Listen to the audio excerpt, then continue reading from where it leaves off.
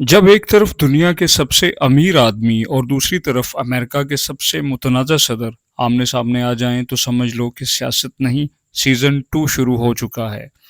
जी हाँ, Donald Trump और Elon Musk का तनाज़ा किसी आम इख्तिलाफ़ राय का नाम नहीं। ये अना की जंग, ईगो की आग और ट्विटर का मैदान जंग है। एलोन मस्क ने न सिर्फ ट्रंप को बराह रास्त ललकारा बल्कि एप्स्टन फाइल की ऐसी धमकी दी कि लगता है वाशिंगटन की दीवारें भी लरस गईं। और जवाब में ट्रंप भी कहाँ चुप बैठने वाले थे। एक ही जुमले में ड्रग एडिक्ट, कॉन्ट्रैक्ट कैंसिल और तुम्हारे बगैर भी मैं सुपर पावर हूँ जैसे 3 एटम बम गिरा दिए। मसला ये नहीं कि दो बड़ी शख्सियात आपस में उलझ गईं, असल मज़ा तो ये है कि दोनों एक दूसरे को ग्लोबल सियासत की गली में नंगा करने पर तुले बैठे हैं।